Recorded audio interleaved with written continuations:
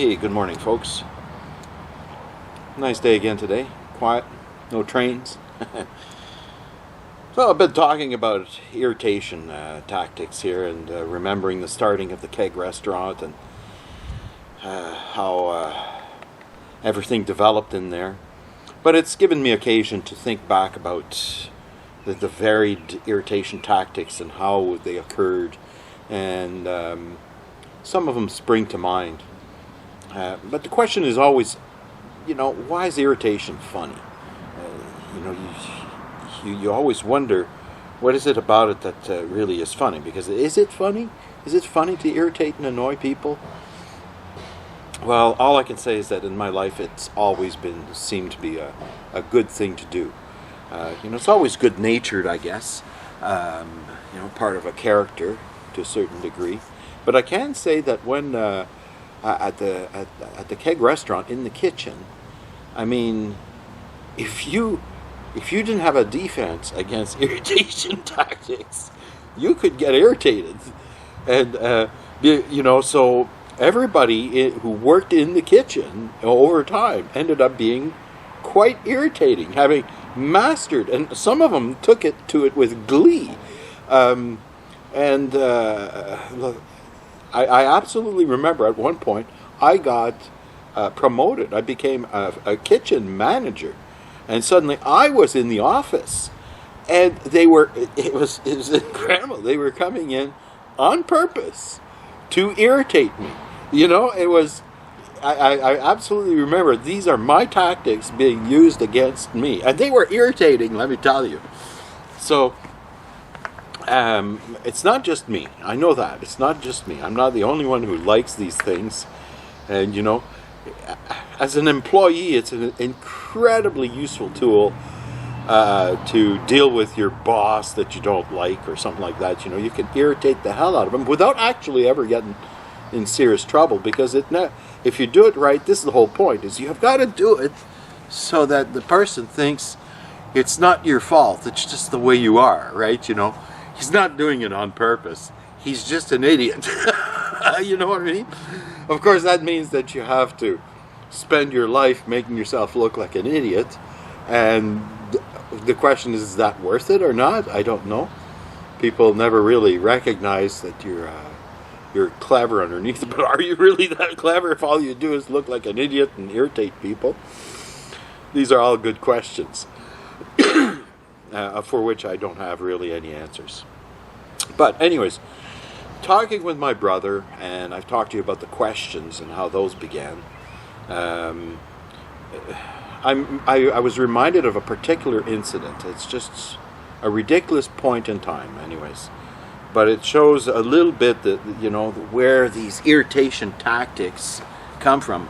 My brother was reminding me that we went out and practiced these techniques. Certainly the one in the theater of moving your knee out and blocking them, we had practiced that one. But there was a situation. We were in Ottawa, on Rideau Street. There was a mall there, and there was a restaurant. I don't remember what the restaurant was. And we were upstairs. It was late at night. I mean midnight or something like that. And this place had 2 floors, and we were on the second floor. And there was just these, tables bolted into the floor and seats bolted into the floor. You couldn't move anything. You just sat down and ate.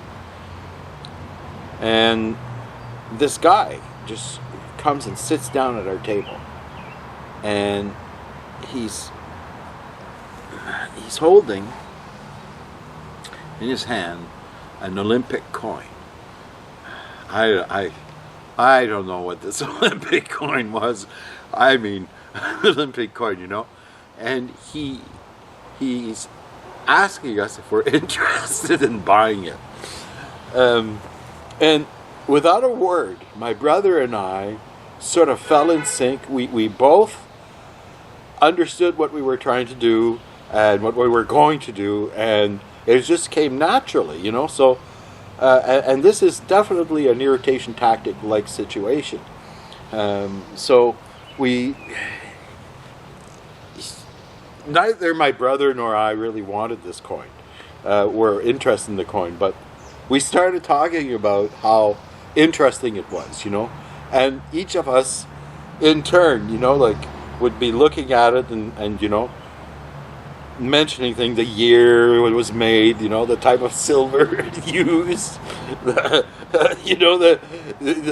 imprint, the design, whoever made the design, and talking about maybe the Olympics themselves, and like all sorts of things. I don't think I've ever seen an Olympic coin before or since.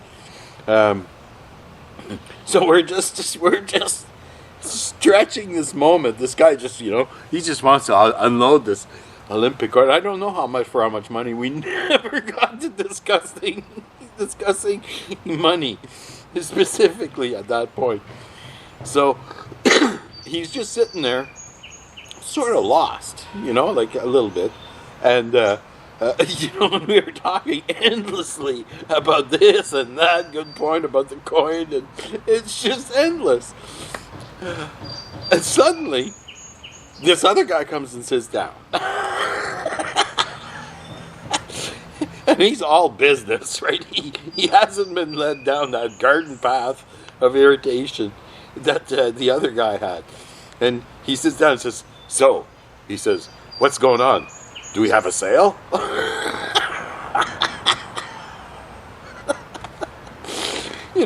I think back about it, and obviously this guy had sent off this hapless idiot to come in and sell us this coin, So if he got caught, if we were cops or so, I don't know, but then he himself would get away.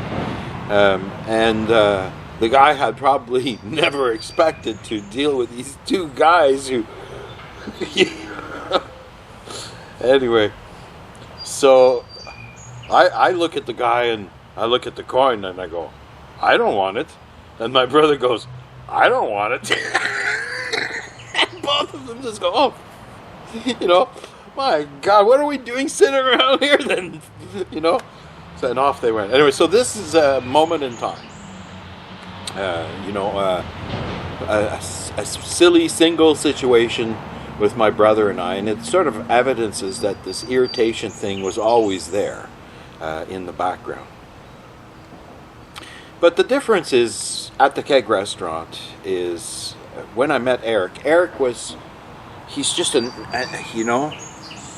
he was a guy who did not mind looking like an idiot in order to be a master of irritation and annoyance. He was an absolute, and as I said before, big blubbery lips, big face, big jowls, big stomach, big chest, just, it's just, and he didn't mind going the distance, and but he was a very clever guy. He was interested in cars, hot rods. And he had hot rods that were always breaking down here and there. I can't remember the number of times I went and picked him up somewhere with my awful old Skylark that he ridiculed, but it ran, and his didn't. But anyway, so yeah, he had. I don't know how he came to be like this. It came ready-made when I arrived there. He was already this guy. He had just this sort of larger-than-life, louder, right? He would speak over you.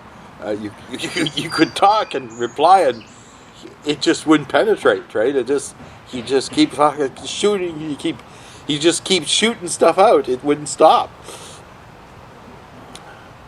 So he had practiced these things, and in the end, we ended up with these techniques, right? We worked together, for me, just naturally. And this little booklet, it wasn't written at the time, and I don't recall thinking of these as practiced,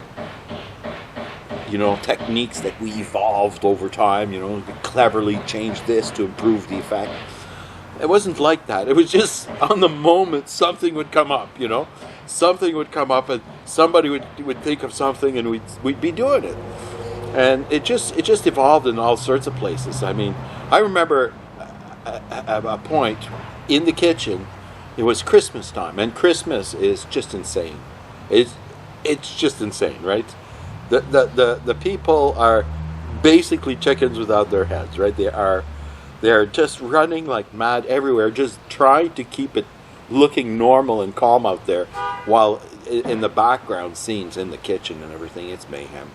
And certainly dishes and stuff like that. If you haven't seen dishes in a kitchen and what happens, and this is the not where the meals are served out at the grill. It's in the back where they're washing the dishes and cutting the vegetables and getting all the stuff ready for the front. You have people rushing in, and then the kitchen staff in there just working. And during the Christmas time, it's just magnified 1,000 times. It's just so busy, and there's so much demand on stuff, and people are just trying to just remember what they're trying, all the things they've got to do in the time they have. So in the kitchen, there was a whole pile of us. I'm trying to remember how many. There's at least 3, right? Me, Eric, and Sidar. It's not Sidar. I can't remember the guy's name. We'll go with Sidar because I don't remember what it was. Nisar, no. Anyway, Nissan. That's what it was. Nissan sounds familiar. Anyway, so we had come up with this idea to sing Jingle Bells, but we would never finish it. Okay, all we would do is sing Jingle Bells, Jingle Bells, Jingle Bells, Jingle Bells. Maybe we would go, oh, what fun it is, 1 or 2 lines, never much more. Anyway, but the problem was that none of us could do it for long because we would burst out laughing. It was just impossible to keep doing it. Jingle bells, jingle bells, and jingle bells, jingle bells. Here I am, just remembering the situation, and I'm starting to laugh about it.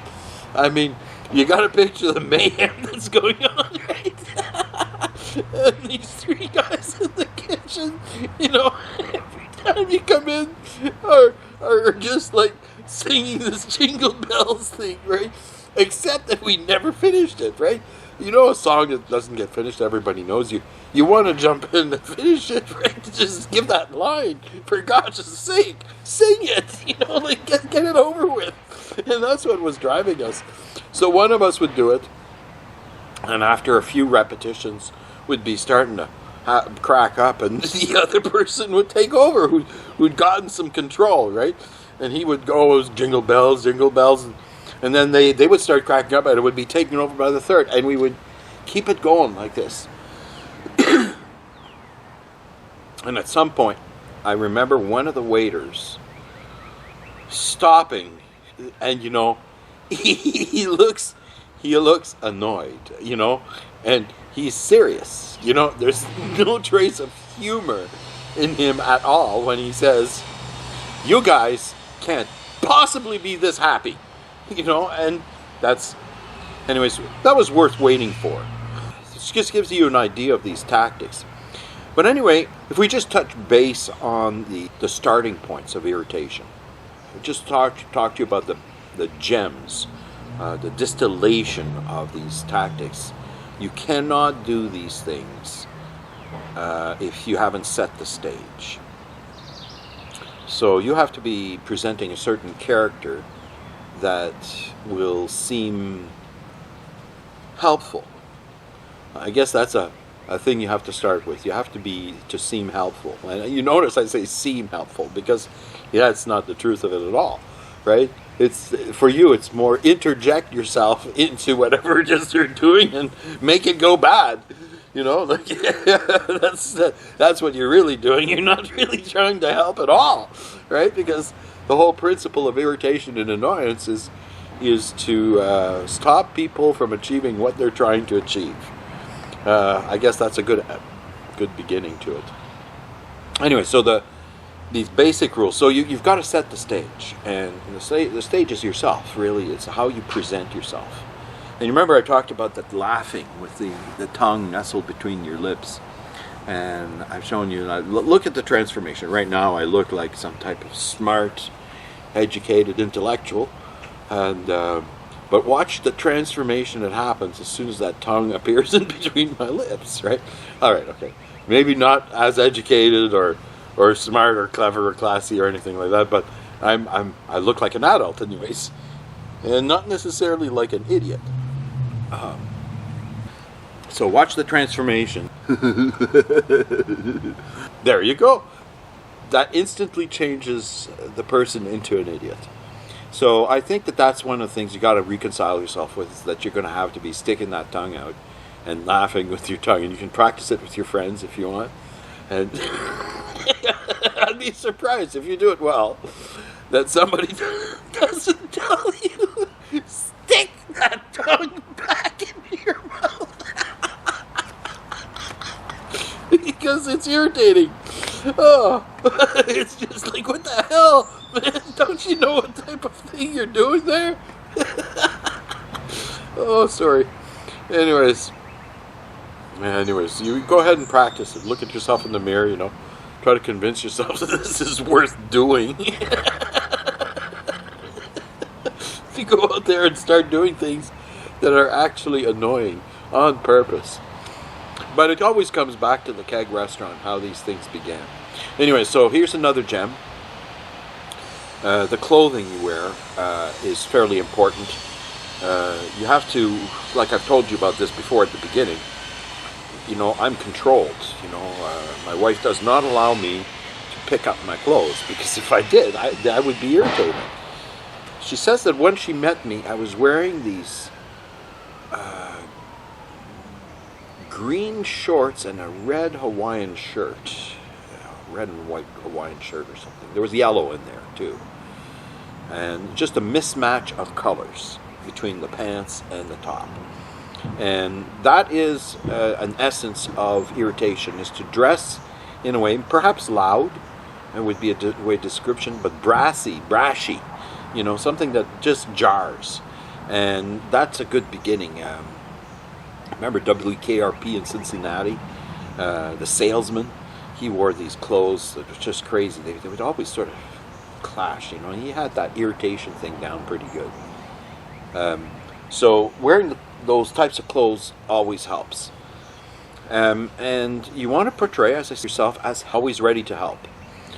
But in the help is where and at work, you know, like you've got these great situations where you can actually, you know, you're being trained. So you have some boss there or some person who's teaching you how to do this or that job. And being taught something is a perfect opportunity to irritate the teacher, right? So you can misunderstand things.